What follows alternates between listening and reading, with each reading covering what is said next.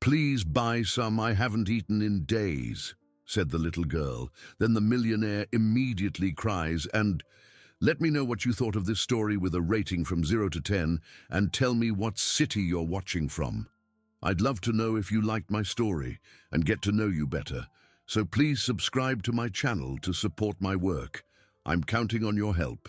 The biting November wind cut through the streets of Asheville like a razor, carrying with it the crisp scent of pine from the nearby Blue Ridge Mountains and the promise of another difficult morning for those with nowhere to shelter. Arthur Montgomery adjusted his grey overcoat as he walked briskly down Patton Avenue, his footsteps echoing on the pavement wet from the early morning rain. At 52, the businessman had developed a mechanical routine that shielded him from painful memories. Office at 7, bank at 9, meetings until lunch. No surprises, nothing that could break the emotional barrier he had built after losing Emily. The bank was 3 blocks away when a fragile voice made him stop abruptly. It was so low it almost got lost in the noise of morning traffic. But there was something in it that struck a sensitive chord in his chest, something that made him turn around, even against his will, to keep walking. "Please, sir, buy a piece of candy. I haven't eaten in days."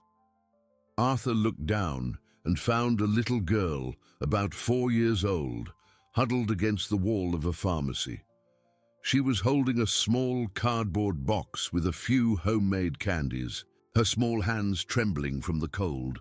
What struck him most was not just the evident poverty in her torn clothes or her bare feet touching the cold ground, but the politeness in her speech and the intelligence that shone in her brown eyes, drastically contrasting with the situation she was in. Lily lifted her face to him, and Arthur felt the world stop for a moment. There was something familiar in that expression, a fragility that awakened in him, a protectiveness he thought he had buried along with his own daughter.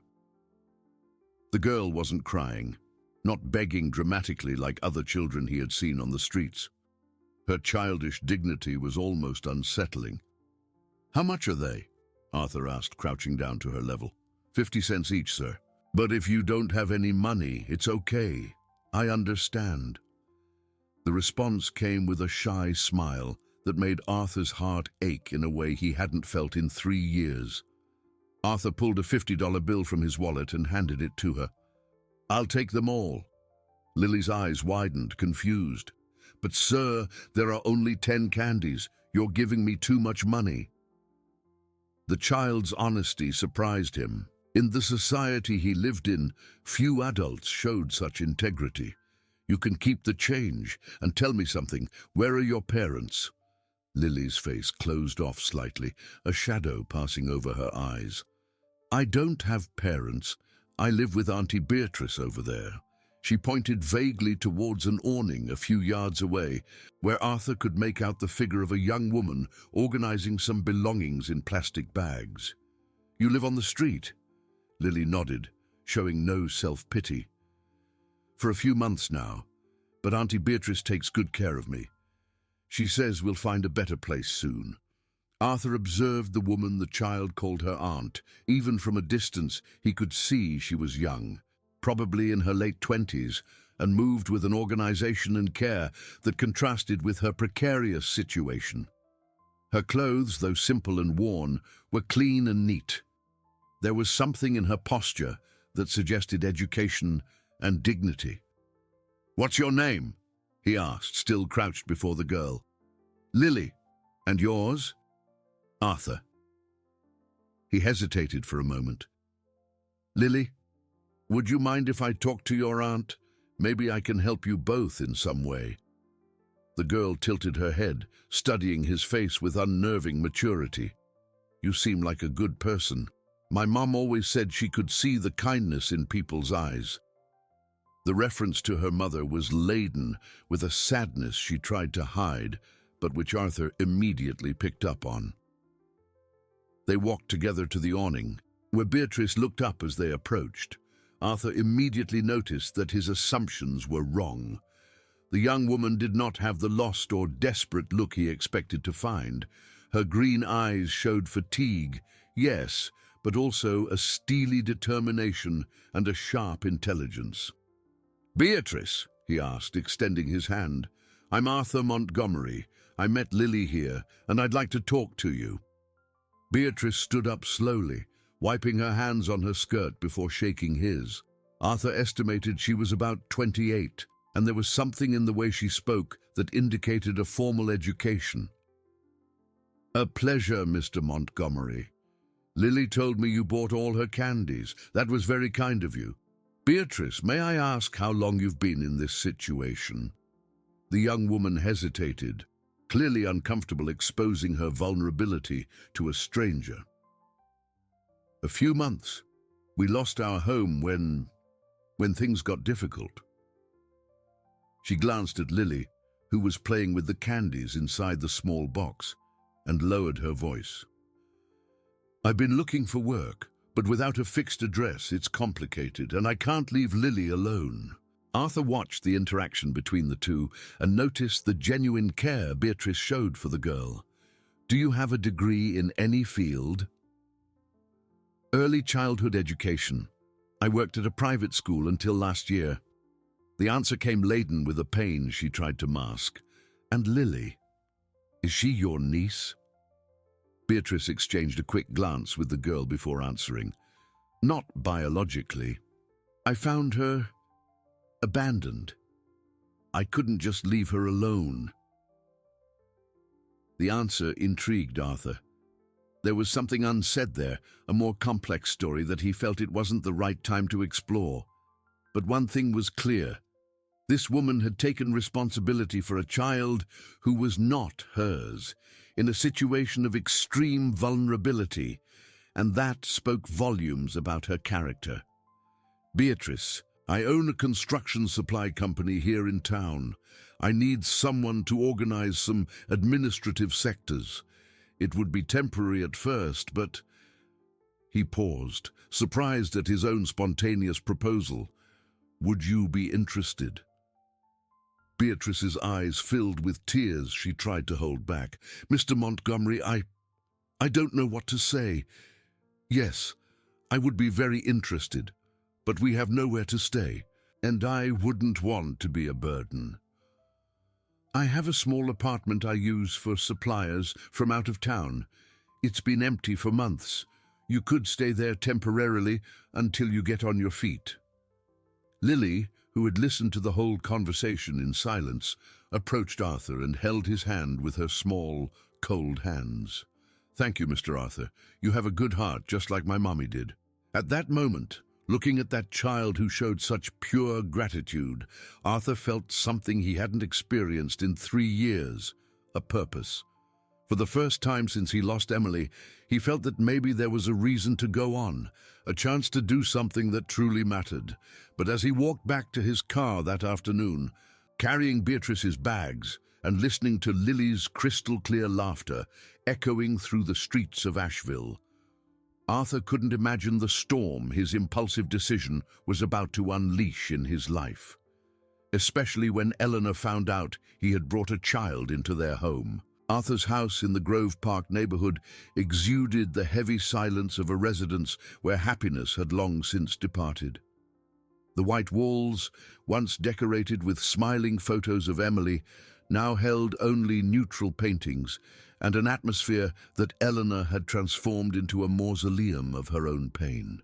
When Arthur arrived that November afternoon, accompanied by Beatrice and Lily, the contrast between the girl's childish energy and the rigidity of the environment was immediately perceptible. Eleanor was in the kitchen making tea when she heard unfamiliar voices in the living room. At 48, she had become a hardened version of herself, her blonde hair always tied in a severe bun, her blue eyes losing the sparkle that had once charmed Arthur. The loss of Emily had not only taken her daughter, but had also buried the loving woman she used to be. "Arthur, who are these people?" she asked, appearing at the kitchen doorway with a tense face. Lily, who had been curiously exploring the objects in the living room, froze upon noticing the hostility in the woman's voice. Beatrice instinctively pulled the girl closer to her, recognizing the danger in the atmosphere that had settled. Eleanor, I want you to meet Beatrice and Lily. They're going to stay with us for a while, Arthur said, trying to sound casual, but the tension in his voice was evident. The silence that followed was cutting. Eleanor looked from Beatrice to Lily, and when her eyes fixed on the little girl, something dark passed over her expression. The child was about the same age Emily would be now, and her presence in the house was like salt in a wound that had never healed. "Stay here. Arthur, can I talk to you in the kitchen? Now." Eleanor's tone brooked no argument. Beatrice sensed the tension and knelt beside Lily. "Why don't you stay here and look at these pretty books while I talk with Mr. Arthur?" she said softly, but her eyes remained alert. In the kitchen, Eleanor exploded in a contained fury that had been dammed up for months. "How dare you bring a child into this house without consulting me? How do you have the nerve to do this after everything we've been through?" "Eleanor, they need help. The girl was selling candy on the street in the cold." "And what does that have to do with us?" Eleanor's voice rose an octave. "We are not a charity, Arthur. This house has already had its child, and she's gone. I will not allow you to try and replace her with some stray you found on the street." The words hit Arthur like punches to the gut. "This isn't about replacement, it's about humanity. Something it seems we lost, along with Emily.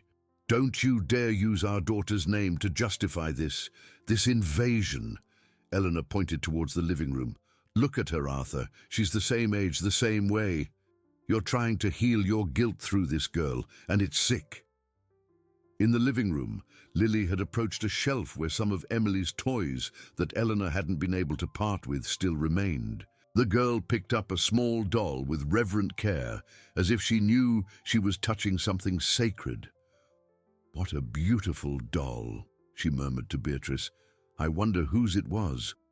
Beatrice noticed the melancholic expression on the girl's face and realized there was more history in that house than Arthur had let on.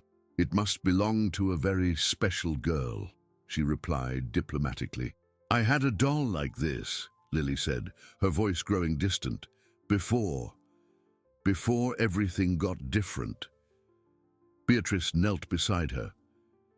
"What happened to your doll?" Lily hesitated, her small fingers stroking the doll's hair. "It was left at the bad-smelling house with the man who screamed a lot." Her voice became almost a whisper. "He didn't like it when I played. Said I made too much noise." The girl's words sent a chill down Beatrice's spine. During the month she had cared for Lily, she had noticed the child avoided talking about her past, always changing the subject when asked. But every now and then, fragments like this would slip out, revealing pieces of a story that seemed much darker than Beatrice had imagined. In the kitchen, the argument between Arthur and Eleanor had escalated to a point of no return. "If that girl stays in this house, I'm leaving," Eleanor declared, tears finally welling up. "Can't you understand? Every time I look at her, I see Emily. I see everything we lost, everything that should have been different. Eleanor, please, no." She wiped her tears abruptly. "You choose, Arthur. Either she goes or I do. I can't. I won't live in this constant torture." Arthur leaned against the kitchen counter, feeling the weight of a decision that could destroy what was left of his marriage. But when he looked through the doorway and saw Lily holding Emily's doll with such tenderness, something inside him solidified. That child needed him, and for the first time in 3 years, he felt he had a real purpose. "Then we'll find another solution," he said finally. "They'll stay in the apartment I mentioned, but Beatrice will work at the company, and I'll make sure Lily has what she needs." Eleanor stared at him with a mixture of disbelief and anger. "You're choosing a stranger over your own wife. I'm choosing to do the right thing." That night, in the small apartment Arthur kept downtown, Beatrice watched Lily sleep on the sofa bed they had set up. The girl had accepted the change of plans without complaint, showing an adaptability that broke the heart of any adult who paid attention. Beatrice settled into the nearby armchair, her thoughts swirling around Lily's fragmented words about the bad-smelling house and the man who screamed. During the months she had cared for the girl, she'd assumed Lily was simply an abandoned child, another victim of social neglect. But the details that gradually emerged painted a much more specific and disturbing picture. The way Lily sometimes flinched at loud male voices, the way she obsessively checked doors before sleeping, the nightmares that made her wake up screaming about him coming to get her.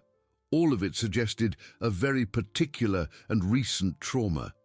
Beatrice took out a notebook she had bought with the money Arthur had advanced her and began to jot down all the clues Lily had let slip over the months. Her educator's instinct told her there was a coherent story behind those fragments, a truth that might be crucial to the girl's well-being. Meanwhile, at the house in Grove Park, Arthur faced the first night of Eleanor's total silence. She had locked herself in the bedroom and hadn't spoken a word to him since the argument in the kitchen. He knew he had crossed a line, perhaps an irreversible one, but he couldn't bring himself to regret his decision. Sitting in his armchair in the Home Office, Arthur found himself thinking about the way Lily had held Emily's doll.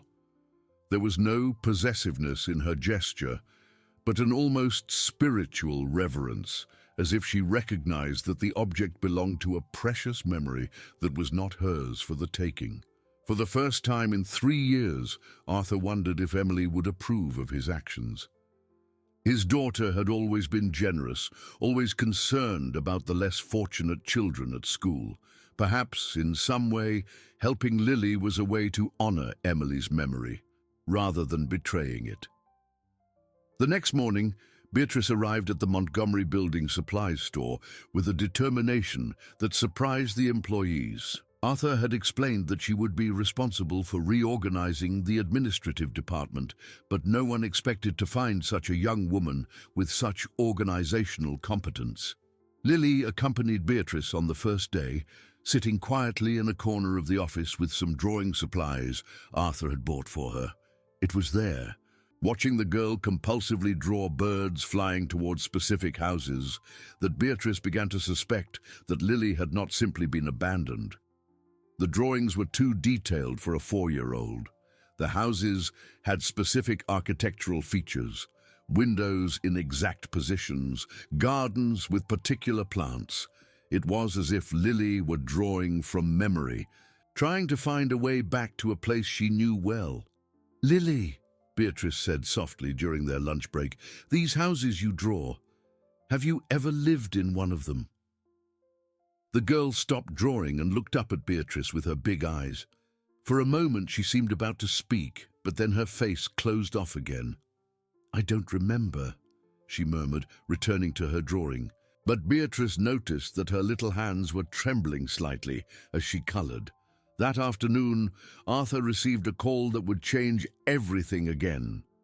Stella Rogers, a social worker from the city, had been informed of Lily's irregular situation and demanded an urgent meeting to discuss the child's custody. Stella Rogers arrived at the Montgomery Building Supplies office on a cold Monday in December, carrying a bulky folder and a determined expression that made all the employees turn in her direction. At 35, the social worker had the experience to recognize irregular situations involving minors, and Lily's case had come to her attention through an anonymous tip mentioning a child living without proper documentation. Arthur received her in his private office, trying to hide the nervousness he had felt since receiving the call. Beatrice was present, with Lily playing quietly in the corner of the room, oblivious to the gravity of the situation unfolding around her. "Mr. Montgomery," Stella began, opening her folder and taking out some forms, "I need to understand exactly what the legal situation of this child is. We have information that she's under informal care without documentation to prove legal guardianship." "The situation is temporary," Arthur replied, choosing his words carefully. "Beatrice found the girl in a state of abandonment and took over her care. We are trying to sort everything out," Stella turned to Beatrice. "Ma'am, do you have any documents proving kinship with the child? A birth certificate, custody papers, anything?" Beatrice felt her stomach clench. In all the months she had cared for Lily, she had avoided thinking about the legal implications of her decision. "No, when I found her, she was alone. I couldn't just leave her." "I understand the good intention," Stella said, her voice softening slightly, "but the law is clear. A child cannot remain in informal care indefinitely. I need to take Lily to the municipal group home while we investigate her situation." The word home hit Lily like a lightning bolt. The girl dropped her colored pencils and looked at the adults with growing terror in her eyes. "I don't want to go to the sad kid's place," she whispered, running to Beatrice and clinging to her leg. Arthur stood up abruptly. "Is that really necessary? The child is well cared for, has everything she needs." "Mr. Montgomery, I understand your concern, but there are procedures. Besides, I need to investigate where this child came from. A 4-year-old girl doesn't just appear out of nowhere." Stella observed Lily with a professional eye. Someone must be looking for her. That afternoon, after an intense negotiation, Stella agreed to give them a 2-week deadline to present more information about Lily's past. Otherwise, she would be forced to transfer the girl to the municipal group home while the investigation proceeded. Beatrice left that meeting determined to uncover the truth about Lily before it was too late. That night, in the small apartment, she sat beside the girl with the drawings spread out on the table. "Lily, I need you to tell me about these houses you draw. It's very important." The girl hesitated, biting her lower lip in a way Beatrice had learned to recognize as a sign of extreme anxiety. "Are you going to give me to the serious lady if I tell?" Beatrice's heart broke. "Never, my dear. I promise I will protect you no matter what."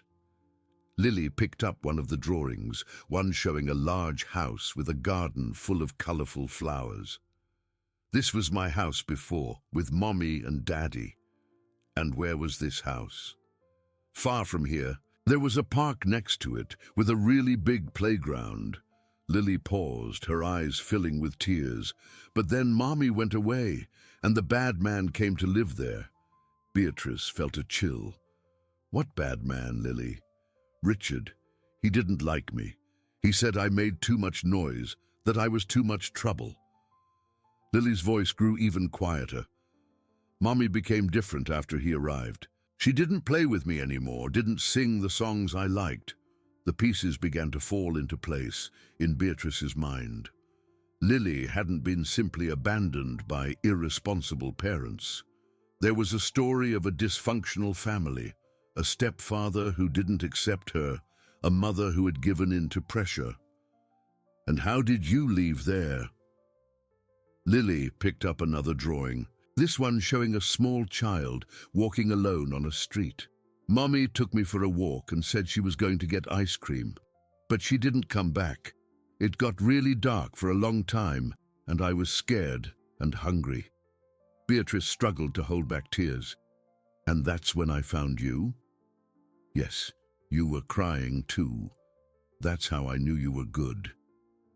The next morning, Beatrice made a brave decision. She took Lily to downtown Asheville and began to walk through the city's more affluent neighborhoods based on the descriptions the girl had given. As they walked, Lily began to recognize landmarks: a specific bakery, a pharmacy, a small church.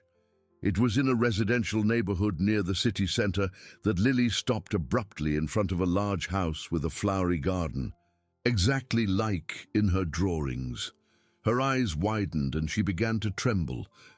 "It's here," she whispered, gripping Beatrice's hand tightly. "But I don't want to go in. He might be there." Beatrice observed the house carefully. It was well kept, with signs from a security company on the gate and expensive cars in the driveway. It didn't seem like the kind of place where a child would be simply forgotten. As they watched from a distance, the front door opened and a blonde woman ran out towards the car, clearly late for an appointment. Lily gasped and hid behind Beatrice. "It's Mommy," she murmured, but her voice was filled with fear, not joy. Beatrice felt the world spin. That was Lily's mother, the woman who had taken her daughter to get ice cream and never returned.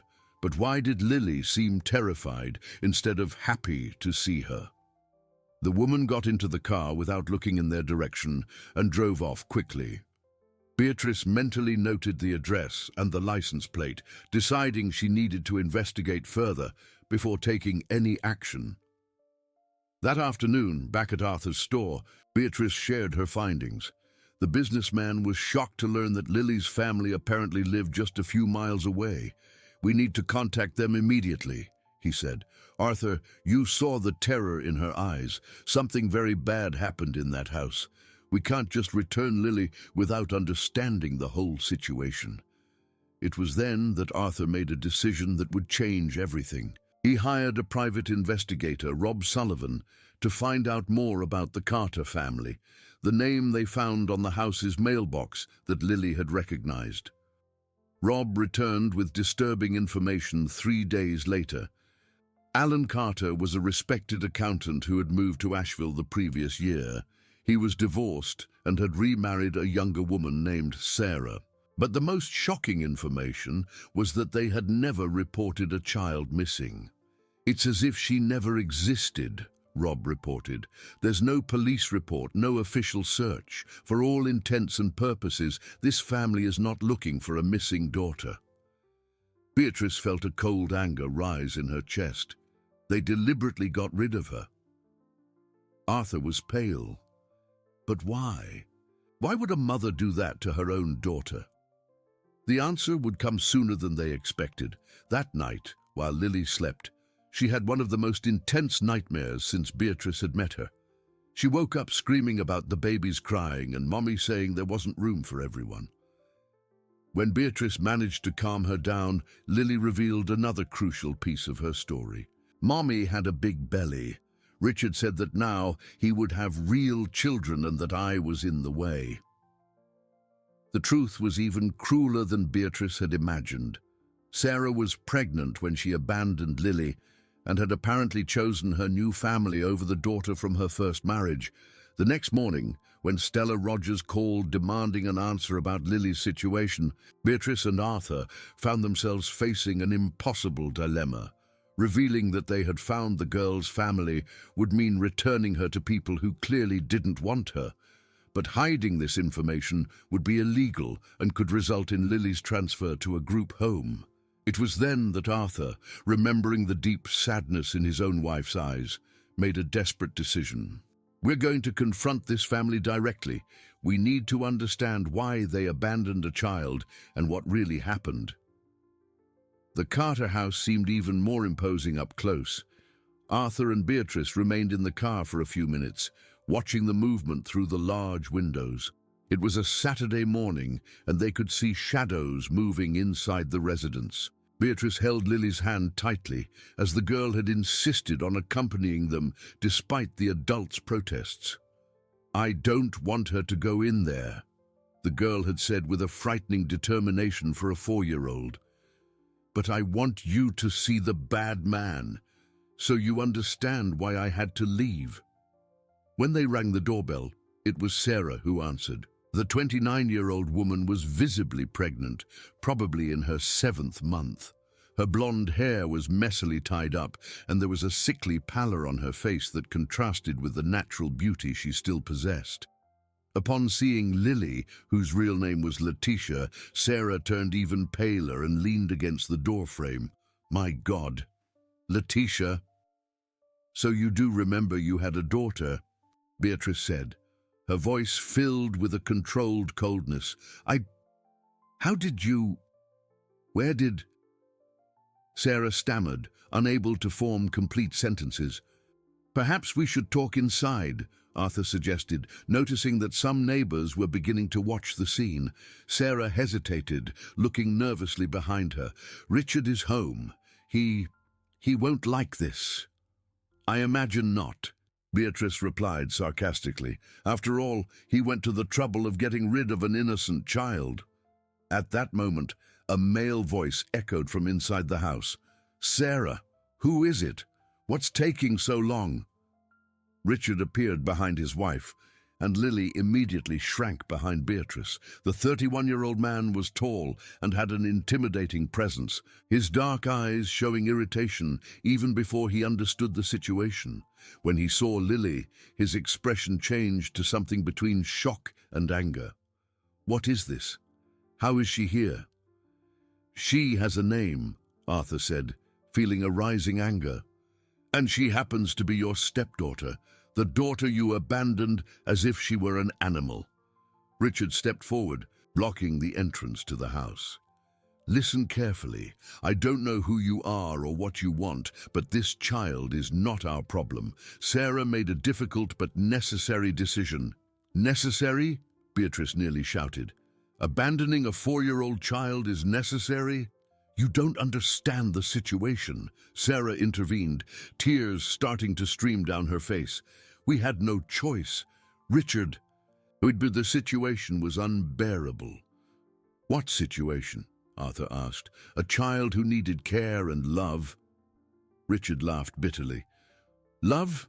That girl was a constant problem. Threw tantrums over anything, wouldn't sleep through the night, disrupted our lives. And when we found out Sarah was expecting twins..." "Twins?" Beatrice looked at Sarah's belly with new understanding. "Yes, twins," Richard confirmed, "and we didn't have the emotional or financial means to care for 3 children, especially one with, behavioral problems." Lily whispered something to Beatrice, who bent down to listen. "She's saying she never had behavioral problems." The problems started when Richard arrived. Beatrice stood up slowly, facing the couple. "And what exactly was the problematic behavior of a 4-year-old child?" Sarah looked at Richard before answering. She wouldn't adapt to the new house rules. Richard established discipline and she resisted. She cried a lot, wet the bed, woke up in the middle of the night screaming. "Classic signs of psychological trauma," Arthur muttered, having researched the topic after starting to care for Lily. "It was more than that," Richard insisted. "She was deliberately disrespectful. She wouldn't obey when I gave orders, always ran to her mother when I tried to correct her." Beatrice felt a growing nausea in her stomach. Correct her how? Normal discipline, timeouts, taking things away, methods that work with stubborn children. At that moment, Alan Carter arrived from the street carrying grocery bags. The 35-year-old man stopped abruptly upon seeing the group at his door, his eyes immediately fixing on Lily. "Letitia?" he whispered, the bags falling from his hands. "My daughter."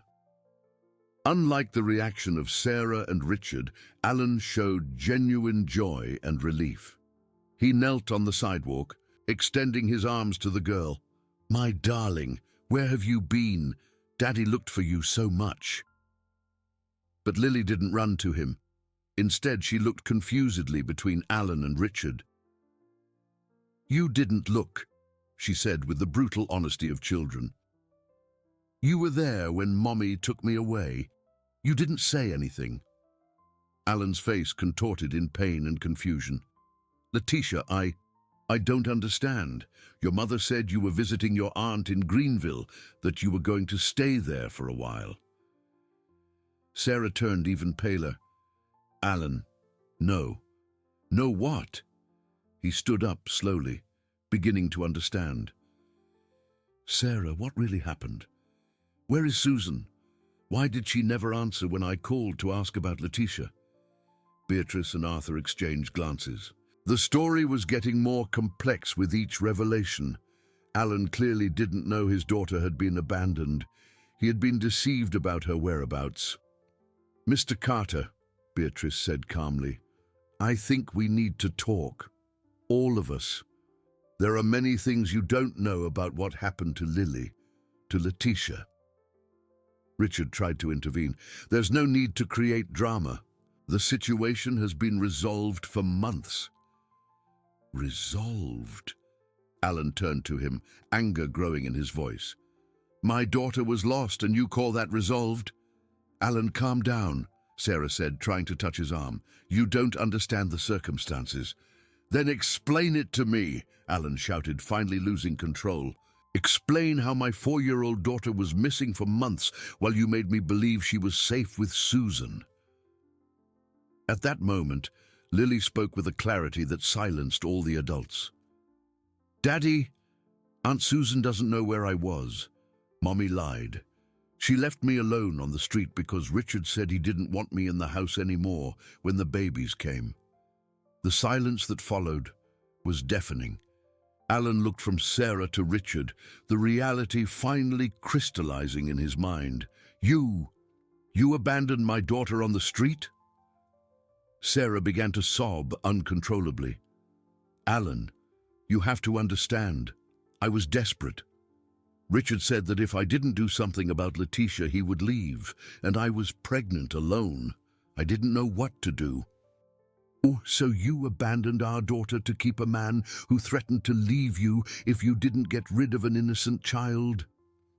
Alan's voice was filled with a painful disbelief. Richard finally showed his true colors. Listen here, Alan.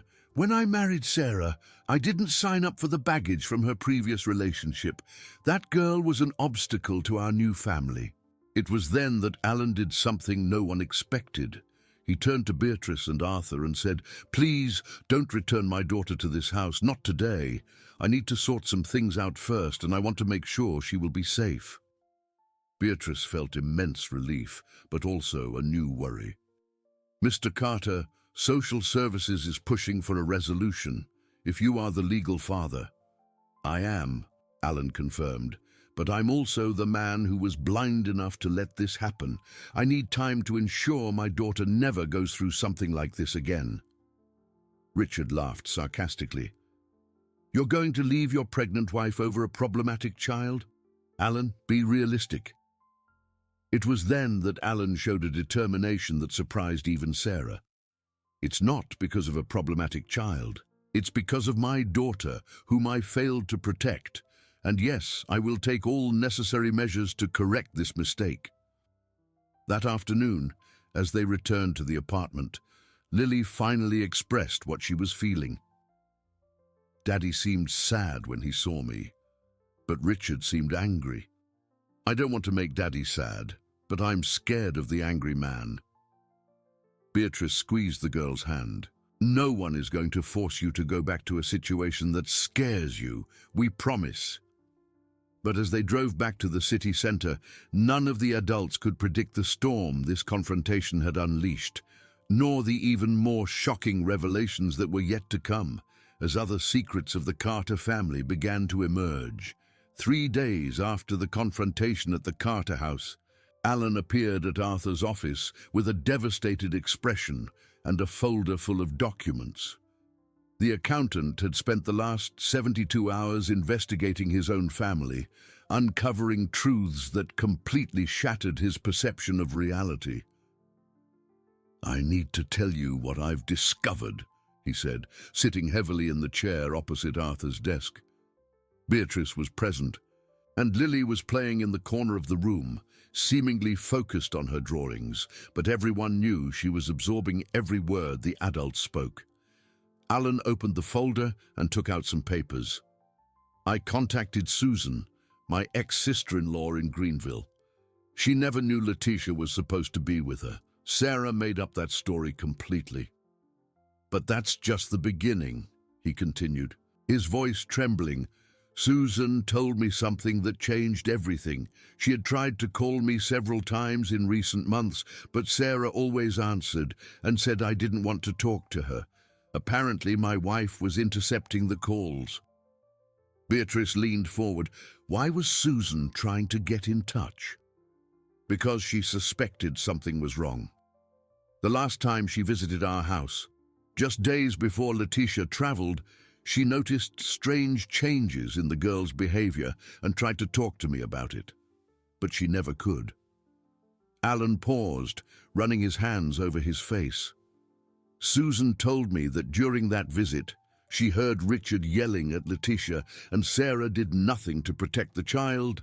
When she tried to intervene, Richard kicked her out of the house. Lily stopped drawing and looked at Alan. Aunt Susan was pretty. She gave me candy behind the angry man's back. The girl's words confirmed Alan's account, but also revealed another layer to the situation. Richard not only mistreated Lily, but also controlled who could have contact with her. "There's more," Alan continued, taking out other documents from the folder. "I hired a lawyer to review my legal situation with Sarah. I found out she altered my will without my knowledge, including Richard as a beneficiary of part of my assets." Arthur's eyes widened. "Is that possible?" "Unfortunately, yes. She had power of attorney for some financial matters related to the pregnancy and medical care. Apparently, she used that authority much more broadly." Beatrice felt a chill. "Alan, are you saying that Sarah and Richard were planning to get rid of Lily to gain access to your assets?" "That's exactly what I'm saying. And there's evidence they intended to do much more than just abandon a child." At that moment, Lily approached the group carrying one of her drawings. It was different from the usual flying birds. This one showed a house with two large, threatening figures in front of a small figure. "This is the day I heard them talking about sending me away forever," she said with the disturbing naturalness of children who have experienced trauma. Alan took the drawing with trembling hands. "Letitia, did you hear Daddy and Sarah talking about this?" "It wasn't you, Daddy. You were on a business trip. It was Mommy and Richard. They were talking quietly, but I heard them. Richard was saying I could never come back because the babies would need my room and the money you spent on me." The silence in the room was absolute. Alan closed his eyes, fighting back tears. "My God, what have I done? How did I let this happen to my own daughter?" It was then that Beatrice made a crucial decision. "Alan, I need to tell you something I've learned about Lily during these months. She isn't just a child who was abandoned, she's traumatized in a very specific way." Beatrice stood up and went to a drawer from which she took the notebook where she had written down all her observations about Lily. "She has recurring nightmares, avoids physical contact with adult men, obsessively checks the exits of any room she's in. These are signs that she suffered not just abandonment, but systematic psychological abuse."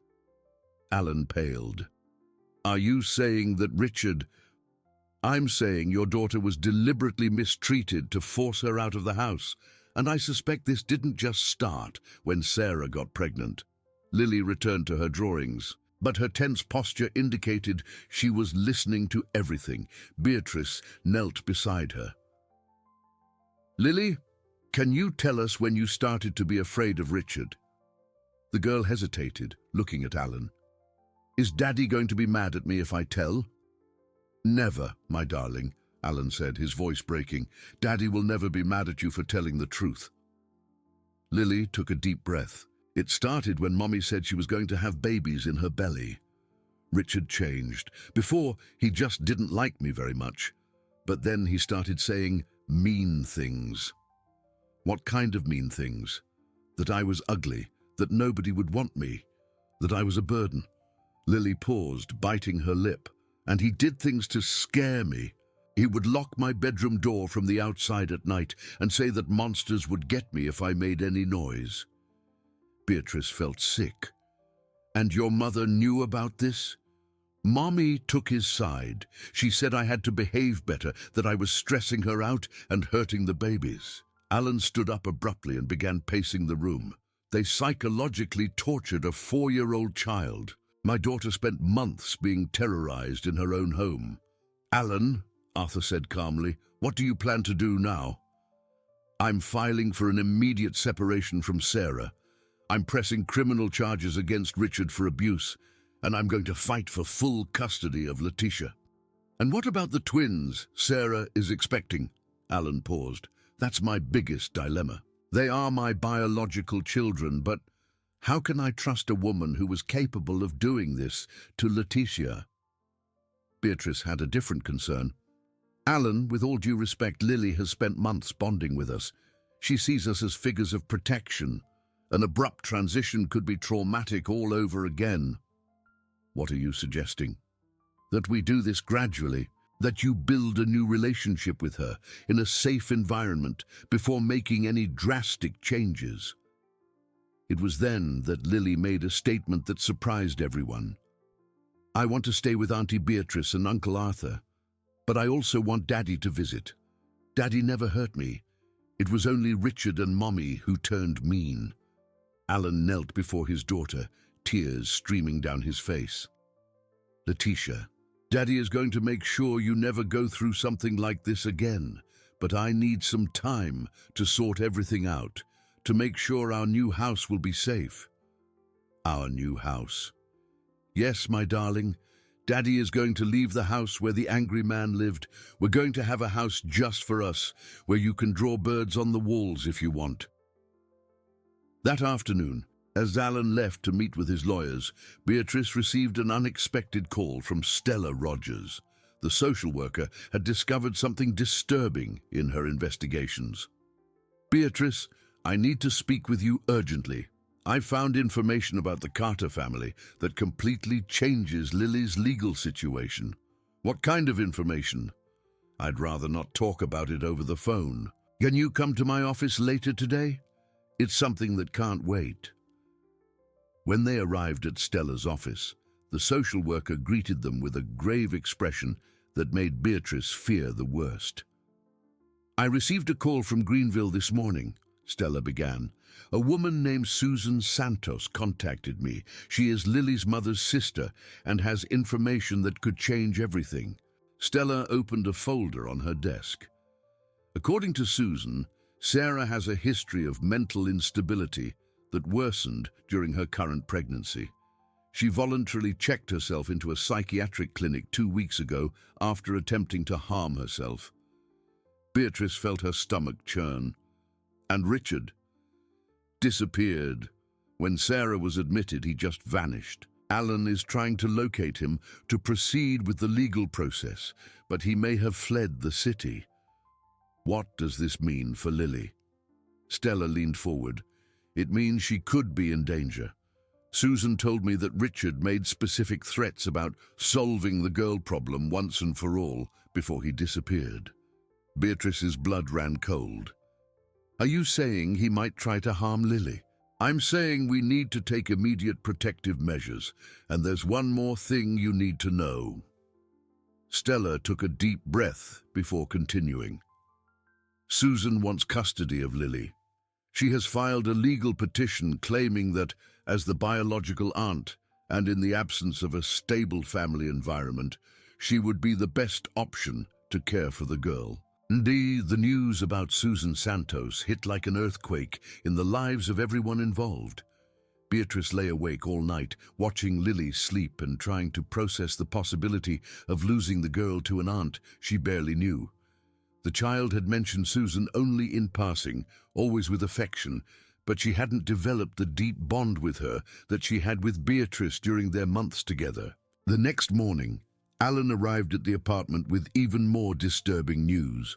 He'd spent the night at the hospital with Sarah, who had suffered a severe nervous breakdown and was under psychiatric observation. She's in a terrible state, he reported, sitting down at the small kitchen table while Lily ate her breakfast. The doctors say she has developed early postpartum psychosis, aggravated by the guilt over what she did to Letitia. Beatrice poured coffee for Alan, noticing the deep, dark circles under his eyes. And what about Richard? Completely gone. He emptied the joint bank account he had with Sarah and fled. The police have issued a warrant for his arrest, but he could be anywhere in the country by now. Lily looked up from her bowl of cereal. The angry man is really gone? He's gone, my dear, and he'll never bother you again, Alan said, reaching out to gently touch his daughter's arm. It was the first time she had allowed physical contact from him without flinching. Alan, Beatrice said carefully, I need to tell you about yesterday's call. Susan wants custody of Lily. Alan's face twisted in confusion and pain. Susan? But why? She hasn't even had contact with Letitia in months. Apparently, She always disagreed with Sarah's decisions and tried to intervene several times. Now that she's found out what really happened, she believes she can offer a more stable environment. Lily stopped eating and looked between the two adults. "Who's Susan again?" "She's your mummy's sister, my dear. Do you remember her? Hair like your mummy's, but darker." Lily nodded slowly. "She was nice, but I don't want to go live far away from Auntie Beatrice." At that moment the phone rang. It was Stella Rogers with an unexpected proposal. "Susan is coming to Asheville this afternoon. She wants to see Lily's current situation and talk to everyone involved before proceeding with the custody request." Beatrice felt her stomach clench. "What is she like? What do you know about her?" "From the documents she sent me, she's a kindergarten teacher in Greenville, single, no children. She has a stable income and a suitable home to raise a child. Legally, she has a strong case. And emotionally, we'll find that out today. I've scheduled a meeting for 3 o'clock this afternoon at my office. Everyone should be present, including Alan." At 3 o'clock, Susan Santos swept into Stella's office like a gust of cold wind. At 32, she bore a striking resemblance to Sarah, but her green eyes carried a determination and a coldness that immediately put Beatrice on alert. "Where is my niece?" were her first words, even before formal greetings. Lily was hiding behind Beatrice, watching her aunt with a mixture of recognition and hesitation. Susan knelt before her, but her approach was formal, almost clinical. "Letitia, do you remember me? I'm Aunt Susan. I've come to take you to live with me in Greenville." Lily's response was to shrink even further behind Beatrice. "I don't want to go to Greenville. I want to stay here."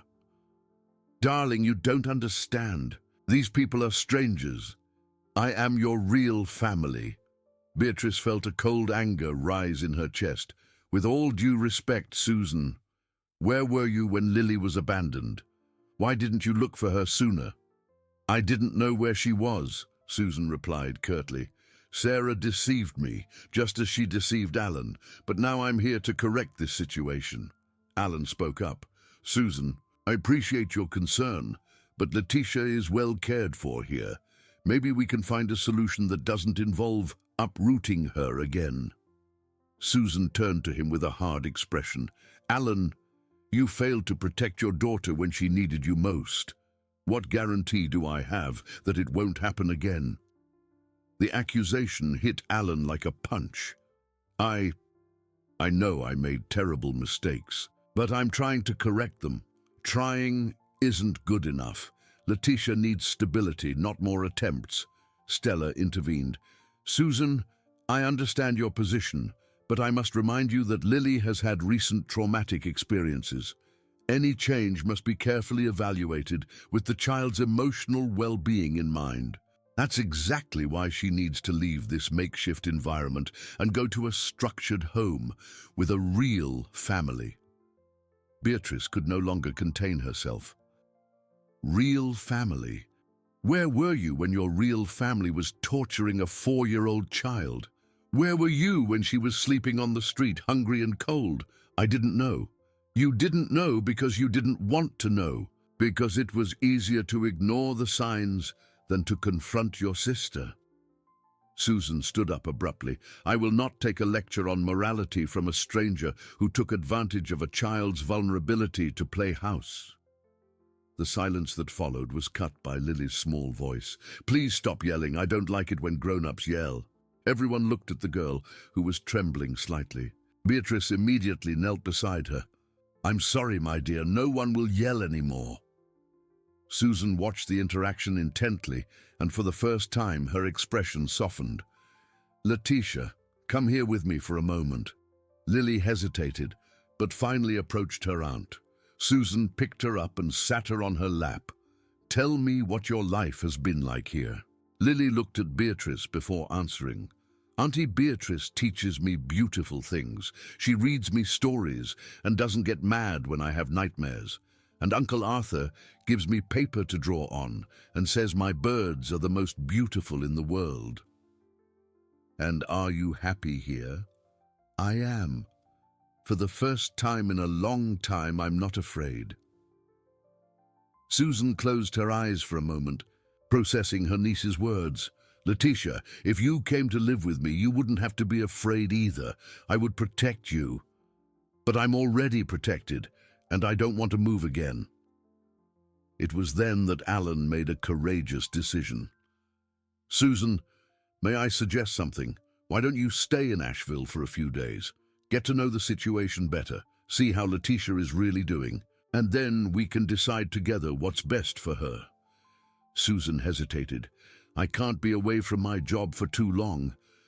"A few days," Alan insisted, "so you can see that our priority is truly Letitia's well-being, not our own interests." Stella approved of the suggestion. "That would be ideal. I can arrange some supervised activities so you can spend time together and Lily can feel comfortable with whatever decision is made." That night, in the apartment, Lily approached Beatrice as she washed the dishes. "Auntie Beatrice, is Aunt Susan going to take me away?" Beatrice dried her hands and knelt to be at the girl's level. "We don't know yet, my dear, but I promise you one thing. Whatever decision is made will be with your best interests at heart, not what the adults want." "What if I don't want to go?" "Then we will fight to make sure you don't have to. Even if it's hard, even if it's very hard." Lily hugged Beatrice tightly. "Thank you for finding me when I was lost." In that hug, Beatrice felt the full weight of her responsibility to protect a child who had learned to trust again. But she also felt a growing fear that love might not be enough against the legal complexities that lay ahead. Outside the apartment, a shadow moved discreetly through the streets. Richard had returned to Asheville, and his intentions were anything but peaceful. Susan's presence in Asheville brought a palpable tension that extended to every aspect of Lily's life. For the next 3 days, the aunt stayed at a hotel near the city center and insisted on spending several hours a day with her niece, testing the bonds the girl had formed with Beatrice and Arthur. On Thursday morning, Susan arrived at the apartment with a proposal that made everyone uncomfortable. "I want to take Letitia to spend the day with me, alone, without you present." Beatrice felt her heart race. "Susan, I don't think that's a good idea. Lily is still adjusting to your presence. That's precisely why I need time alone with her. How am I supposed to build a bond if you're always mediating our relationship?" Lily, who was playing on the living room floor, looked up with concern. "Auntie Beatrice, you're not coming with us?" Susan knelt beside the girl. "Letitia, I want us to see the city together, just the two of us. We'll have lunch out, maybe buy you some pretty new clothes." "But I want Auntie Beatrice to come too." "Darling, you need to learn to trust me. I am your real family." Alan, who had arrived minutes earlier, intervened. "Susan, I respect your intention, but forcing a situation isn't the best way. Letitia clearly feels safer with Beatrice around." "And that's exactly the problem," Susan retorted, her voice hardening. "This dependence isn't healthy. A 4-year-old shouldn't have such exclusive bonds with people who aren't her family." Beatrice felt a fury rising. "Dependence? Susan, when I found Lily, she was traumatized, hungry, and terrified. It took weeks for her to trust anyone again. This isn't unhealthy dependence. It's a protective bond that saved her sanity." "How convenient for you," Susan shot back. "You've created a situation where the child is emotionally dependent on you, and now you're using that as an argument to keep her." The accusation cut Beatrice deeply. "How dare you suggest we manipulated a traumatized child for our own benefit?" "I'm not suggesting, I'm stating it." It was then that Lily did something that silenced all the adults. She stood up, went to her small backpack, and took out one of the drawings she had made in the last few days. It was a picture of 2 houses, one dark and menacing, the other colorful and full of flowers. "Aunt Susan," she said in her small but firm voice, This dark house was where I lived with Mommy and the angry man. This colourful house is where I live now with Auntie Beatrice. I don't want to go back to a dark house. Susan took the drawing, studying it carefully. Letitia, my house wouldn't be dark. It would be full of light and love. But I don't know your house, and I'm scared of houses I don't know. The child's brutal honesty left Susan visibly shaken. For the first time since she had arrived, she seemed to understand the depth of the trauma her niece had experienced. Alan seized the moment. Susan, maybe we can find a different solution. Could you move to Asheville? That way you'd be close to Letitia, but we wouldn't have to tear her away from an environment where she feels safe. Susan hesitated. I have a life in Greenville, my job, my house. And Letitia has a life here now. A life where she smiles, plays, draws, and doesn't have nightmares every night. At that moment, Alan's phone rang. It was Stella Rogers, and her voice carried an urgency that put everyone on alert. Alan, I need you all to come to my office immediately. We have an emergency situation involving Lily. What kind of emergency? Richard has been spotted in the city, and according to information we've received, he's making specific threats against the girl. Beatrice's blood ran cold. Threats like what? I'd rather not discuss it over the phone. Come now and bring Lily. We need to take immediate protective measures. In Stella's office, the atmosphere was as tense as a guitar string about to snap. The social worker had contacted local authorities and was coordinating security measures. Richard was seen last night, lurking around the apartment where you live, she informed them. A neighbor recognized him from the description we had and alerted security.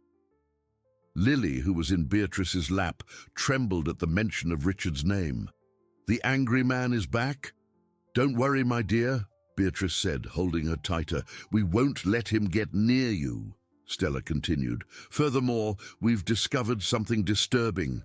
Richard not only emptied the account he had with Sarah, but also racked up significant gambling debts before he disappeared. He owes a lot of money to dangerous people. Alan frowned. What does that have to do with Letitia? Apparently he found out about the altered will and believes he can claim part of the assets if he can prove he has legal rights to the child as her stepfather. Susan spoke for the first time since they arrived. But he has no legal rights. He never formally adopted Letitia. No, but he's desperate, and desperate people do irrational things. It was then that Stella revealed the most shocking information. Richard has contacted questionable lawyers trying to find legal loopholes to claim temporary custody of Lily. Apparently, he believes he can use her as a bargaining chip in some way. The room fell into absolute silence. The idea of using a child as a bargaining chip was so abhorrent that no one could fully process it. What do we do now? Beatrice asked, her voice trembling with anger and fear.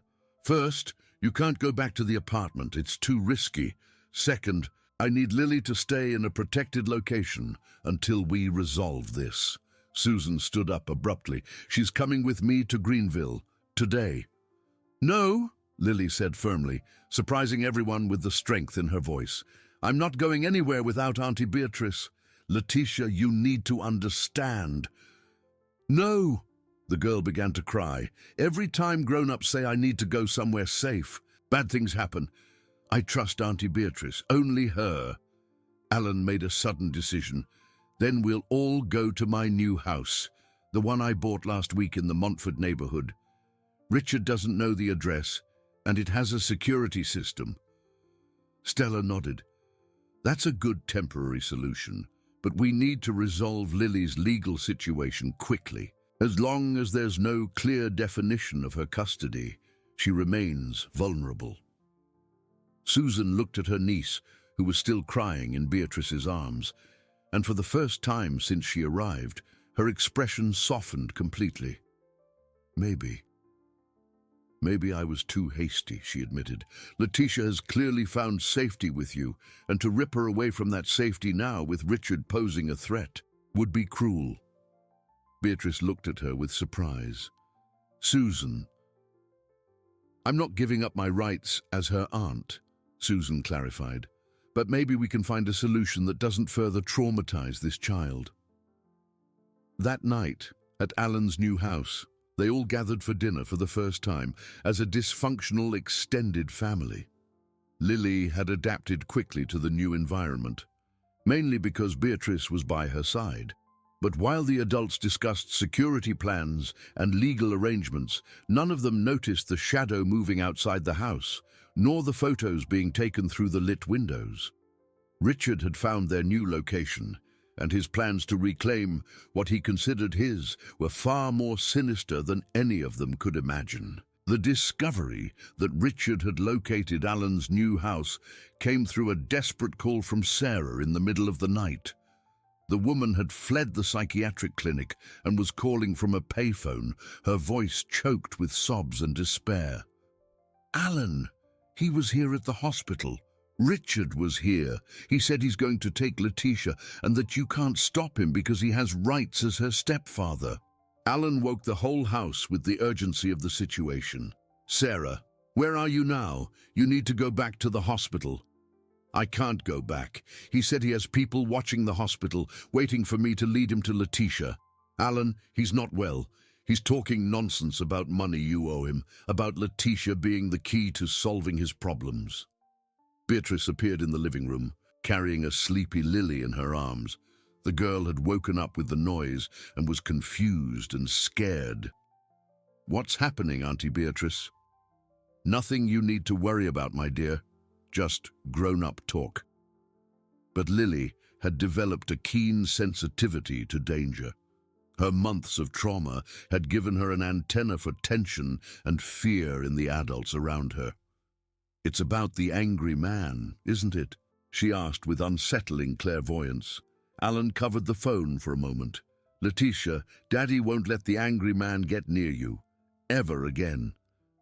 Susan, who had decided to spend the night at the new house to help protect her niece, made a surprising decision.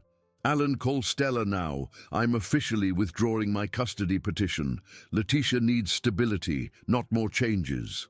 Beatrice looked at her with surprise and gratitude. Susan. You were right, Susan admitted, watching how Lily snuggled naturally into Beatrice's arms. She found her family here, a family that chose to protect her when her biological family failed. It was then that Stella arrived, accompanied by 2 security officers. She had received information that Richard was wanted not only for child abandonment, but also for financial fraud involving forged documents. The situation has completely changed, she announced. We discovered that Richard forged documents trying to pass himself off as Lily's biological father in records offices in other cities. He was trying to create a false legal basis to claim rights over her. Alan turned pale.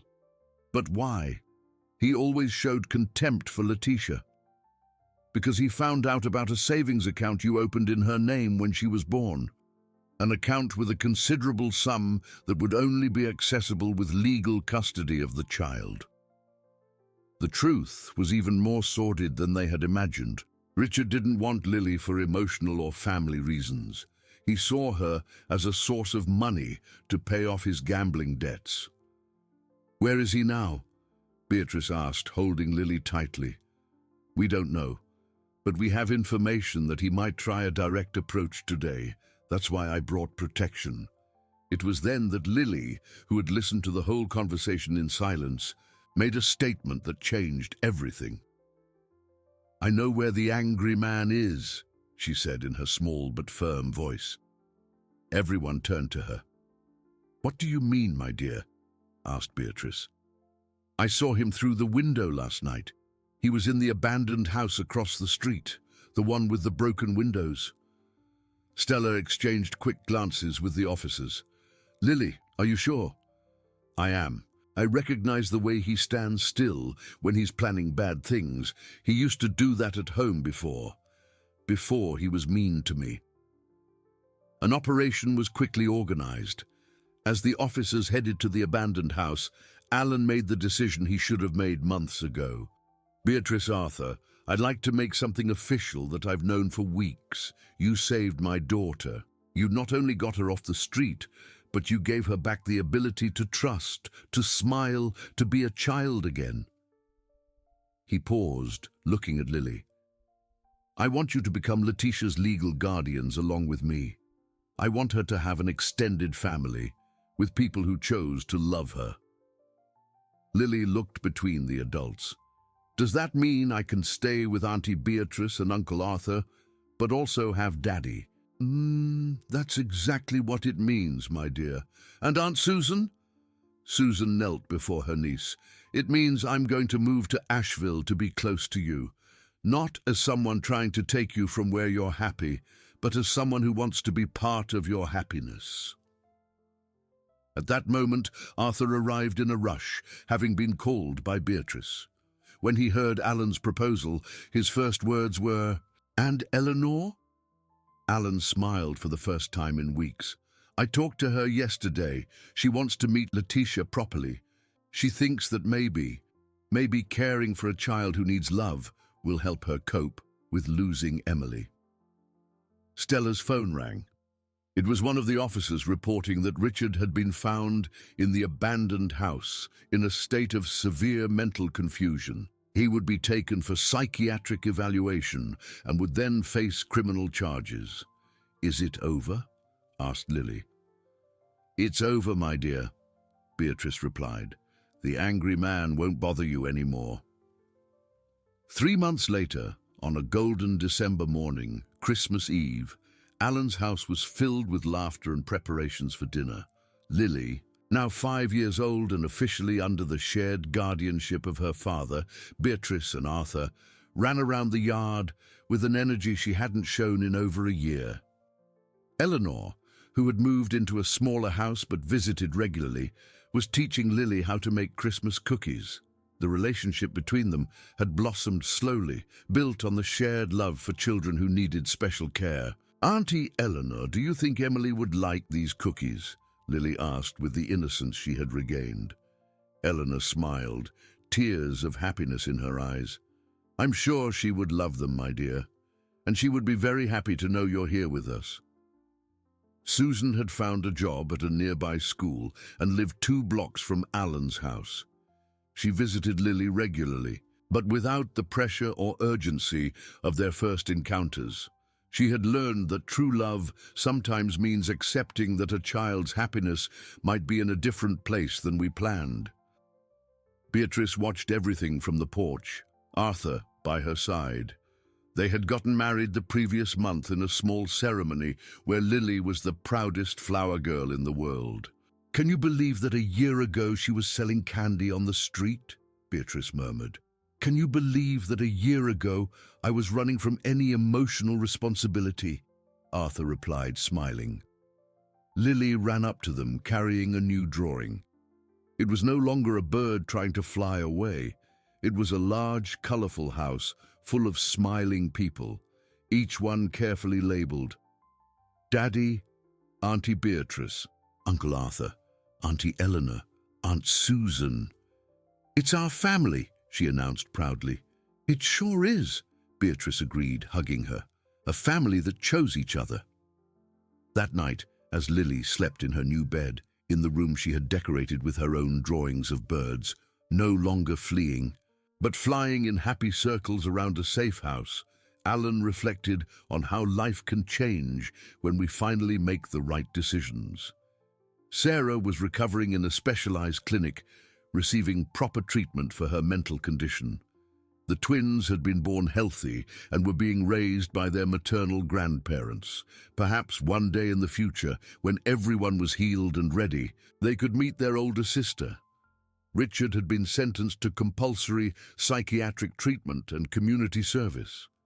The debts that motivated his desperate acts had been settled through the sale of his assets, and he would never again have any legal or physical contact with Lily.